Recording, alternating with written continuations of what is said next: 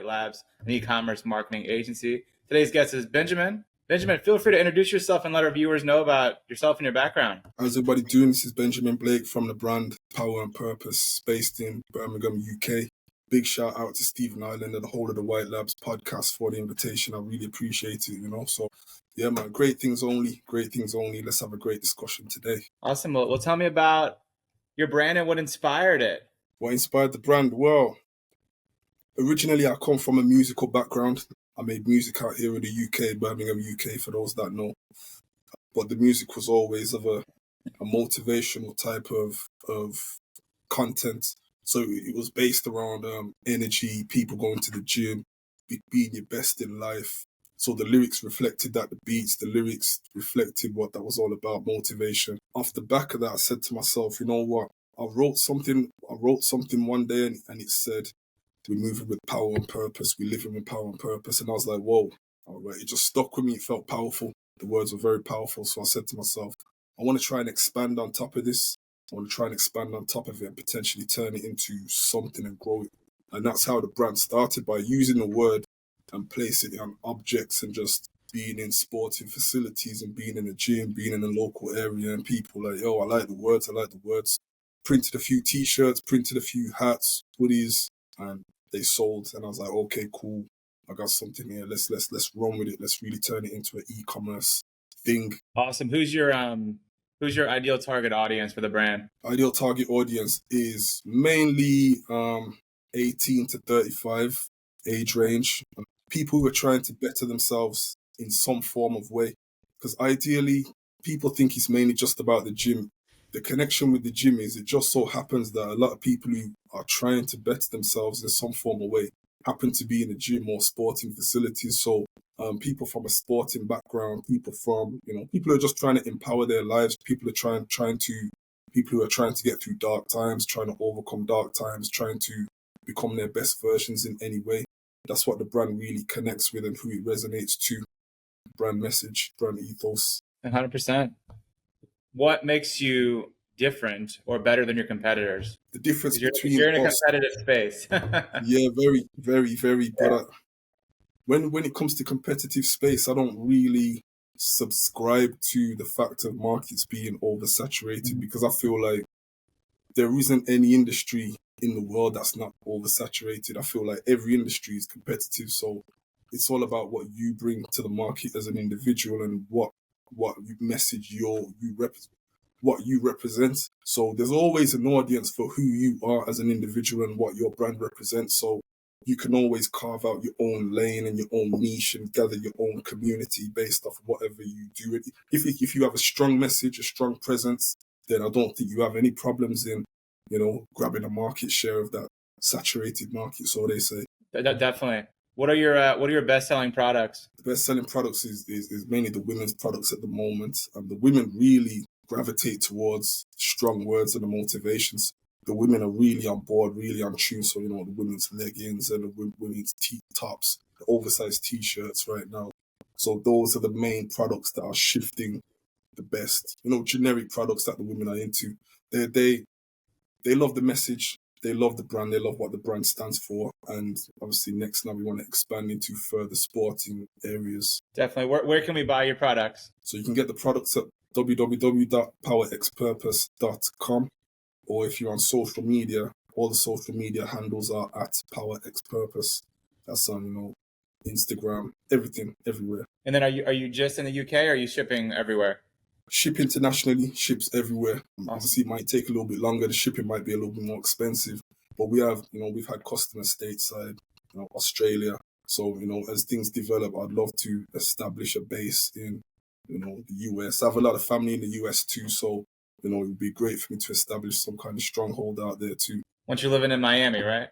Yeah, that's it. I've got so much family out there. I got family all on the East Coast, like New York, New Jersey.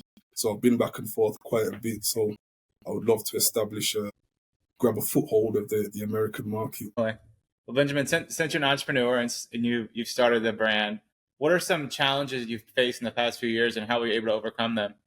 Some of the challenges, I would say, one of the challenges is just being taken seriously. I think for any entrepreneur and you bringing a product out to market, is why would people take you seriously? Why should people buy your products? And it's just about your brand message and your consistency and how you communicate with your audience, to make people understand that, okay, this is the real deal. This isn't a joke. This isn't going anywhere. This isn't a fad that's just going to come and go, or somebody trying to look cool on social media by having a brand. This is here to stay. This is the real deal.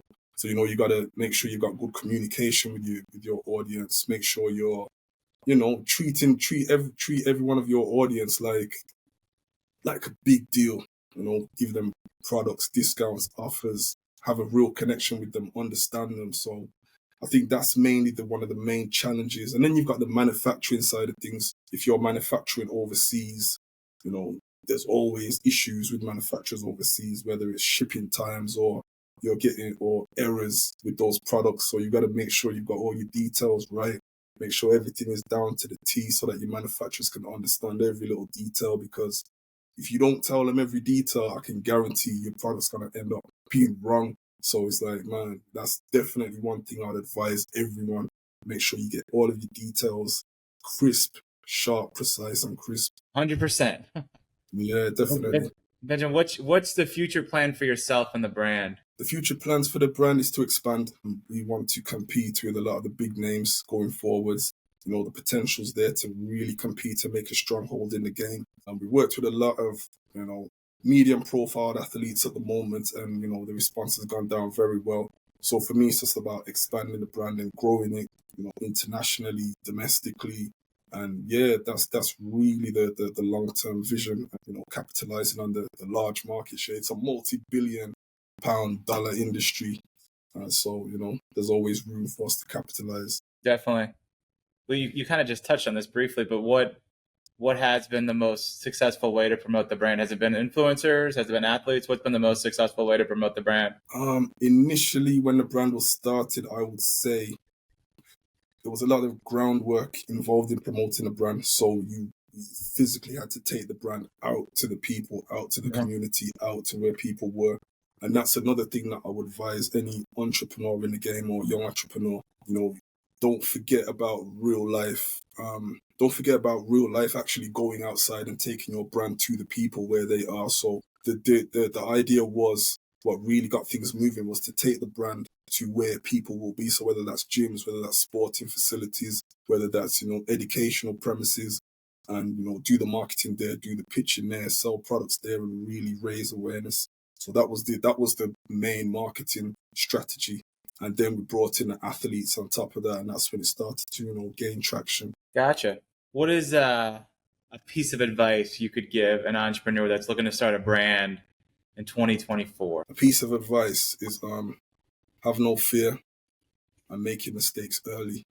Make your mistakes very early in the game. Try things out very early. Do little tests with things. Don't throw all of your money into one thing if you don't 100% know what you're doing. So test things out, test the market, test manufacturers, so you understand over time exactly what you need to do. So I would say, yeah, make your mistakes early. Be prepared to fail, because you are going to fail. It's part of the game. It's inevitable. And be resilient. Be very resilient, because, things are not always going to go your way. And when they don't go your way, make sure you're solid mentally, to overcome those challenges. So yeah, be resilient, 100%. Awesome. Good advice. I like it. Yeah, Benjamin, anything I haven't asked you'd want our listeners to know about yourself and the brand? I mean, I don't think so at the moment. It's just, take a look on social media, and you'll understand what the brand is all about. And if you have any, further questions, anything else you want to know, just, drop us a message on social media or wherever you want to find us, by email, and you'll figure everything out. You'll see what we're all about.